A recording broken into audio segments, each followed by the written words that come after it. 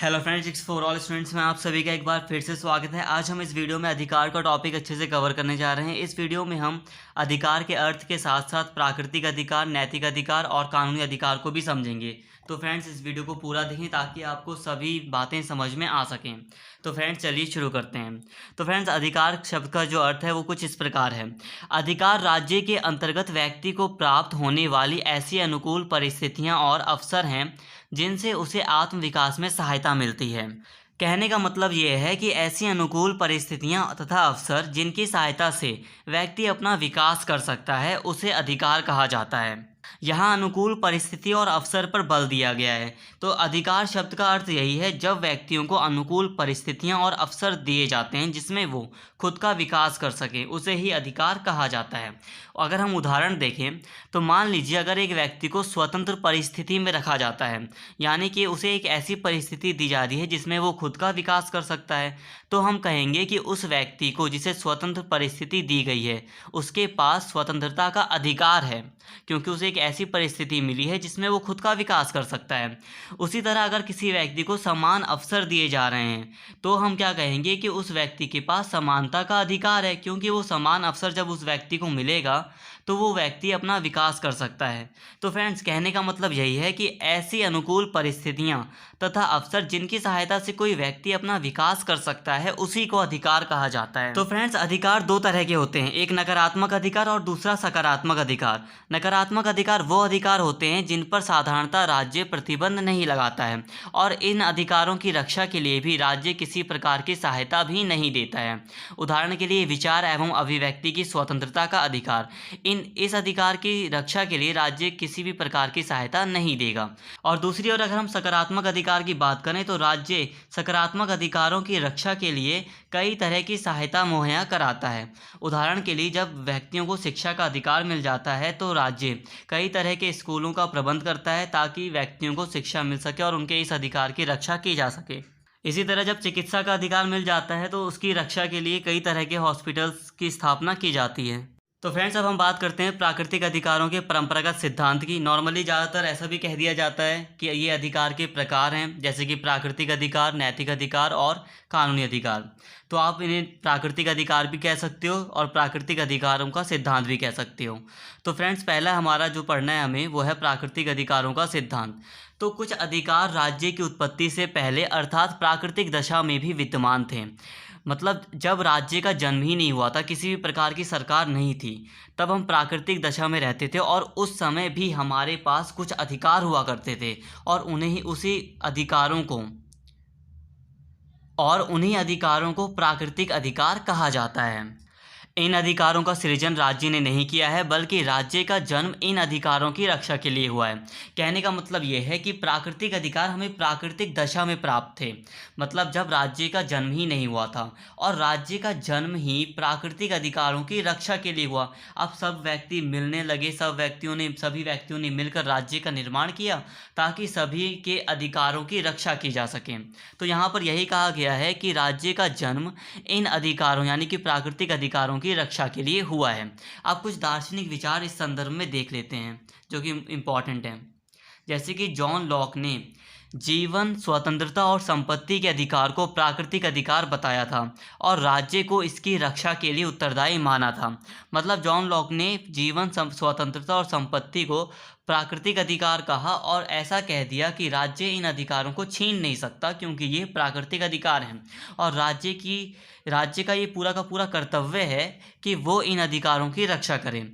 और अगर राज्य प्राकृतिक अधिकारों की रक्षा नहीं कर सकता तो राज्य के विरुद्ध क्रांति करना ही सही होगा। मतलब जॉन लोग यही कहना चाहते हैं कि अगर राज्य प्राकृतिक अधिकारों की रक्षा नहीं कर सकता है तो उसके विरुद्ध क्रांति कर देनी चाहिए।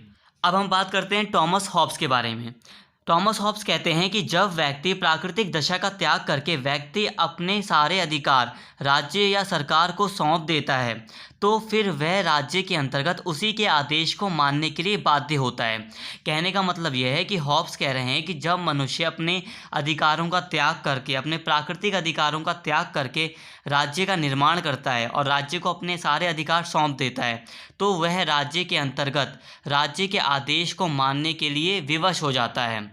रूसो का भी यही कहना है कि जब मनुष्य प्राकृतिक दशा का त्याग करता है तो उसे राज्य के अंतर्गत राज्य के आदेश को मानना ही पड़ता है और उसे सामान्य इच्छा के अनुसार जीना पड़ता है, मतलब सभी की इच्छा को देखना पड़ता है। अब हम प्राकृतिक अधिकारों की आलोचनाओं के बारे में कुछ बात कर लेते हैं, जो कि इम्पॉर्टेंट होती है। किसी भी एग्जाम में अगर आप आंसर लिख रहे हो तो आलोचना लिखना भी एक इम्पॉर्टेंट हिस्सा होता है आंसर का।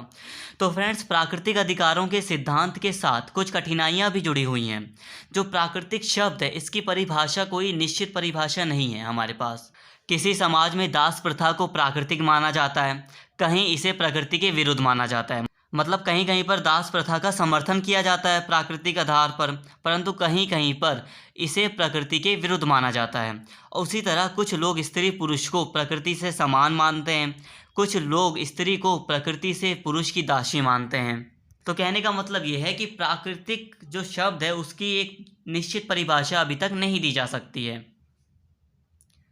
तो कहने का मतलब यही है कि प्राकृतिक अधिकारों में भी कुछ कठिनाइयां हैं, परंतु इसके बावजूद सभ्य मनुष्य अपनी अंतरात्मा को टटोलकर उन सही, सच्चे और स्वाभाविक अधिकारों का पता लगा सकते हैं जिन्हें सब जगह मान्यता दी जाएगी। कहने का मतलब यह है कि जो मनुष्य होता है वो विवेकशील प्राणी होता है, उसमें बुद्धि होती है। तो मनुष्यों को जब लगता है कि ये अधिकार सही है, ये प्राकृतिक अधिकार हो सकते हैं, और जब सभी सहमत होते हैं तो उन अधिकारों को प्राकृतिक मान लिया जाता है। तो फ्रेंड्स, अब हम बात करते हैं नैतिक अधिकार की। नैतिक अधिकार भी मनुष्य की विवेकशील क्षमता पर ही निर्भर हैं। इसमें यह मानकर चलते हैं कि मनुष्य अपने सहज विवेक की सहायता से उचित और अनुचित तथा शुभ और अशुभ में अंतर कर सकता है। यहाँ पर उचित और अनुचित देखा जाता है, क्या चीज़ें उचित हैं, सही हैं, क्या चीज़ें गलत हैं, क्या शुभ है, क्या अशुभ है। नैतिक अधिकार में ये देखा जाता है। जो व्यवस्था उचित और शुभ के अनुरूप हो, उससे जुड़े अधिकार ही सही अर्थ में अधिकार माने जाएंगे। कहने का मतलब यह है कि जब किसी अधिकार को नैतिक भावना से प्रेरित होकर अपनाया जाता है तो उस अधिकार को नैतिक अधिकार कहा जाता है। नैतिक अधिकार में क्या होता है कि उन अधिकारों को चुना जाता है जो उचित होंगे, जो समाज के लिए शुभ होंगे। जैसे कि बड़ों के पास ये अधिकार है कि बच्चे उनका आदर करें, और ये समाज के लिए उचित है और शुभ भी है, तो इसलिए इस नैतिक अधिकार को अपनाया जाएगा। उसी तरह जितने भी अधिकार हैं उन्हें उचित और अनुचित की कसौटी पर कसा जाता है। जो अधिकार उचित माने जाते हैं उन्हें नैतिक रूप से अधिकार मान लिया जाता है। अब जैसे कि चोरी करना, किसी दूसरे को व्यक्ति को परेशान करना, बड़ों का अनादर करना, ये अशुभ माना जाता है, ये अनुचित माना जाता है, इसलिए इन्हें अधिकार की कोटि में नहीं रखा जा सकता। जैसे कि दास प्रथा एक अनैतिक प्रथा थी, तो इसे नैतिक अधिकार की श्रेणी में भी नहीं रखा जा सकता। तो फ्रेंड्स, नैतिक अधिकार याद रखने के लिए का बस यही तरीका है कि नैतिक अधिकार में उचित और शुभ पर बल दिया जाता है। तो फ्रेंड्स, अब हम बात करते हैं कानूनी अधिकार की। ये अधिकार राज्य द्वारा प्रदान किए जाते हैं, ये असीमित नहीं होते, इनके उल्लंघन पर राज्य दंड की व्यवस्था करता है। कानूनी अधिकार प्राकृतिक अधिकारों का बिल्कुल उल्टा है। तो अभी तक हमने नैतिक अधिकार पढ़े, प्राकृतिक अधिकार पढ़े, जो कि मनुष्य की विवेकशील क्षमता पर निर्भर थे। परंतु कानूनी अधिकार एक ऐसे अधिकार हैं जो कि राज्य द्वारा प्रदान किए जाते हैं। राज्य इनको परिभाषित करता है, राज्य ही निश्चित करता है, और कानून बनाकर राज्य इनमें परिवर्तन भी करता रहता है। मतलब अगर कानून में परिवर्तन होगा तो कानूनी अधिकार में भी परिवर्तन होगा। कानूनी अधिकार की अगर हम आलोचना देखें तो वो कुछ इस प्रकार है। ऐसा कहा जाता है कि अधिकार की संकल्पना उचित के साथ जुड़ी है, मतलब जो चीज़ें उचित है उनके साथ अधिकार की संकल्पना जुड़ी है। परंतु यदि कानून ही अधिकार की परिभाषा है तो क्या राज्य की प्रत्येक आज्ञा या कानून को उचित भी मान लेना चाहिए? जैसे कि मान लीजिए, अगर राज्य दास प्रथा या वैश्यावृत्ति को मान्यता दे देता है तो ये तो अधिकार बन जाएंगे कि वैश्यावृत्ति एक अधिकार हो गया, दास प्रथा एक अधिकार हो गया, जो कि गलत है, जो कि उचित है ही नहीं, और अधिकार की संकल्पना तो उचित के साथ जुड़ी है।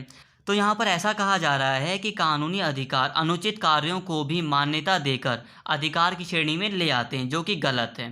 परंतु हम यहाँ पर अगर हम फोकस करें तो कानूनी अधिकार पूरी तरह राज्य के ऊपर निर्भर हैं, राज्य ही पूरी तरह उनको निश्चित करता है।